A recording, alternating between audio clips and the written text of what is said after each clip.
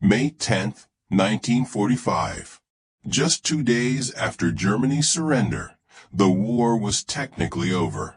Yet in the streets of Berlin, Hamburg, and countless smaller towns, it hardly looked like peace. Whole blocks were reduced to skeletons of stone and ash. Between them, children crawled on hands and knees, searching for potato peels, cigarette butts, or anything they could chew to keep the hunger down. And then something unexpected happened. Out of the haze of occupation, American soldiers appeared, not to punish, but to hand out chocolate. For those children, it was a moment of whiplash. They had been raised on years of propaganda that painted Americans as barbarians who would crush German families without mercy. Mothers whispered warnings during the air raids. Stay quiet, or the Yankees will come. Children learned to picture Allied soldiers as faceless monsters. And yet, in the ruins of May 1945, the same children found themselves receiving candy bars, powdered milk, and warm soup from men in olive drab uniforms. The shock was not just in the taste, it was in the gesture itself. The scale of need was staggering. The Red Cross and later UNICEF estimated that by the summer of 1945, more than 3 million children in Germany had been left orphaned, their parents dead in bombings, executed, imprisoned, or simply missing. The majority wandered in groups, dirty and barefoot, begging at train stations. In Berlin alone, American patrols reported finding hundreds of children living in basements and collapsed subway tunnels. For many, the word home meant a pile of bricks with a mattress inside. Family, if it still existed, was fractured. Surviving parents were often too broken physically and emotionally to care. Some were abusive, others simply numb. To a child, it seemed natural to expect cruelty from adults. That was what life had taught them. So when American GIs knelt down, smiled, and handed over food, the reaction was disbelief. As one 10-year-old girl later recalled in a Red Cross report, "I thought he would hit me, but he gave me bread. I cried because my own father never shared with me." American soldiers were not trained social workers, but many improvised. Relief kitchens sprang up in schoolhouses and church basements. Children shuffled in, clutching tin cups, and sat in neat rows as soldiers ladled soup. A GI might ruffle a boy's hair or sneak him an extra scoop. In the corner, chaplains played jazz, records on hand-cranked gramophones. For kids who had grown up under strict Nazi culture, where swing and jazz were condemned as degenerate, the music sounded like rebellion wrapped in joy. There are diary entries from relief workers describing the scene. One nurse wrote, "The children did not believe the food was for them. They ate slowly, waiting for someone to snatch the bowl away. When no one did, some broke into laughter." Contrast was everywhere. Just months earlier, Allied bombers had been the terror in the sky. Now, the men who wore those same insignias became, improbably, the ones saving German children from starvation. The difference between zones was striking. In the American sector, rations for children eventually reached about 1,700 calories per day, barely enough, but still survival. In Soviet-controlled zones, children often scraped by on less than 800 calories. That gap meant life or death. American records note thousands of orphans gaining weight within weeks of entering feeding programs, while others across the border continued to waste away. The numbers tell one story. The sights and smells tell another. Tin bowls clattered against wooden tables. Steam rose in the cold Berlin air as soup was ladled out. Some children dipped their whole faces into the broth, their fingers too weak or small to hold the spoon. Ask survivors what they remember, and many will tell you about the chocolate. Hershey bars were tucked into ration packs meant for soldiers, but often passed quietly into children's hands. Some kids saved the wrappers as treasures, carrying them in their pockets for weeks after the candy was gone.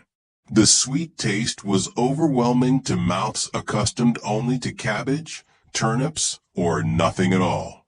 A GI later joked, "They think I'm Santa Claus, but with a helmet." He wasn't entirely wrong.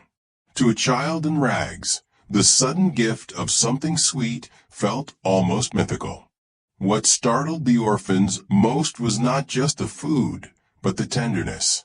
Soldiers smiled, listened, even played. For some, it was the first time in years they had seen an adult kneel down to their level. In homes shattered by war, surviving parents were often bitter or violent, consumed by shame and survival. Children compared the two experiences: the enemy soldiers who gave them kindness, and the parents who no longer could. This paradox stuck. It rewrote their sense of who was dangerous and who was safe. Even amid the ruins, there were small absurdities. American soldiers, who had gone without coffee for weeks, still managed to trade cigarettes for milk powder so children could have hot cocoa. Some handed out sticks of gum, then watched in bewilderment as German kids chewed them for hours, spit them out, and carefully rechewed them again days later. To the soldiers, it was funny. To the children, it was the most precious thing they had. What began as a surprise became a slow transformation. Orphans who once cowered at the sight of Allied uniforms began to chase after them in the streets, calling out for chocolate and cigarettes. What started as hunger relief was turning into something larger: trust. But food and candy were only the first steps. Something deeper was about to unfold. Because if kindness was startling, what came next would change how these children understood family itself. The image is simple but unforgettable. An American soldier sitting on a pile of rubble, helmet tilted back, while a small German boy sleeps on his lap, clutching the soldier's uniform as if it were a teddy bear. For the boy, whose parents had been lost in the chaos of the war, this stranger in olive drab was the closest thing to safety he had felt in years. It was a scene repeated in towns and camps across occupied Germany.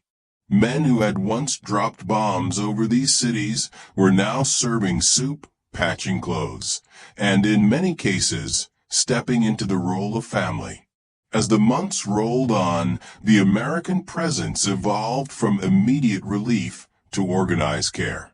Military chaplains, Red Cross volunteers, and UNRWA workers began setting up orphan programs.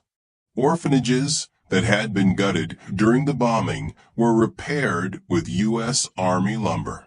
Care packages, boxes stuffed with powdered milk, canned meat, soap, and even small luxuries like coffee and chocolate were distributed in staggering numbers. Between 1946 and 1956, more than 23 million care packages reached European families, and for many German children, the box with USA stamped on its side became a symbol of survival itself. The contrast with life at home was sharp. Many surviving German parents were traumatized, bitter, or simply unable to cope. Some beat their children, venting frustrations on the only ones weaker than themselves. Others abandoned them altogether. Children began to compare. One boy later remembered, At home, there was shouting. From the Americans, there was smiling. It was a cruel irony.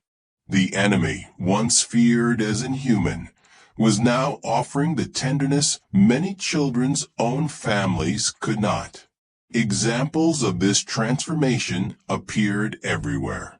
Soldiers carved wooden toys from scrap for girls who had never owned a doll. Pilots patched up battered footballs so boys could play again in the rubble-strewn streets. A few soldiers, deeply moved, even arranged sponsorships for children, sending letters and small sums of money after returning home. In rare cases, German children were later adopted by American families, carried across the ocean to begin entirely new lives. These were exceptions, but they symbolized the depth of the shift.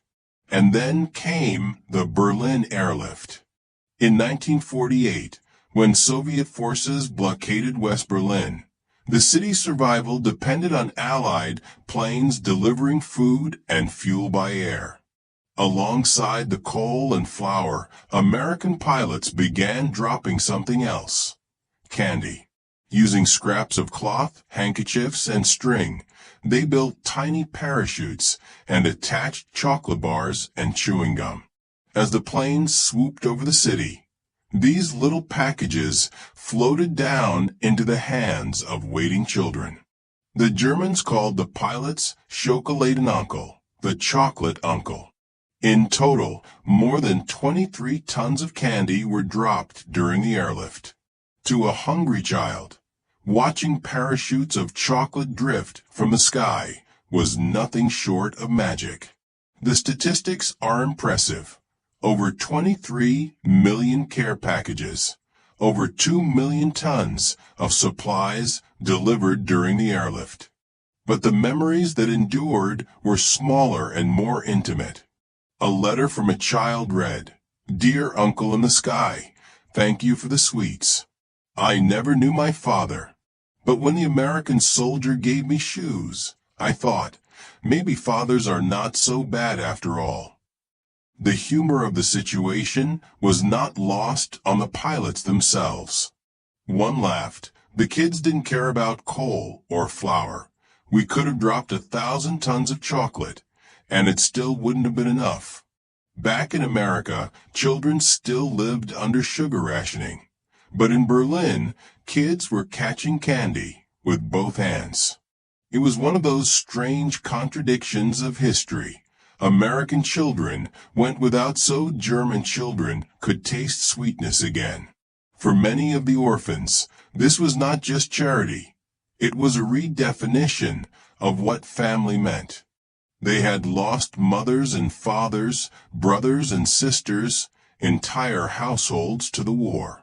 In their place came strangers, foreigners in uniforms, who offered protection, food, and affection. The enemy became caretaker. The occupier became a stand-in for family. The transformation was ideological as well as emotional. Hatred turned into gratitude, fear into attachment. Children who had once been taught to curse the name America now wrote it on scraps of paper as though it were a blessing. In later years, some historians would argue that these small acts of kindness helped shape post-war German identity. They softened the bitterness of defeat, making it easier for a younger generation to see the Americans not only as conquerors, but as protectors. For children who had nothing left, the kindness of strangers gave them more than food. It gave them a future. And so, in the ruins of cities that once echoed with bombs, children laughed again, running barefoot after planes that dropped candy, falling asleep on the laps of soldiers who had become, for a brief but crucial moment, the fathers they had lost. In the end, what these orphans remembered was not ideology, not speeches, not even the statistics of hunger and aid. They remembered the taste of chocolate, the warmth of a stranger's hand, and the startling discovery that kindness can come from the unlikeliest places. For children who had lost everything, the Americans gave what was most needed, not just bread, but dignity,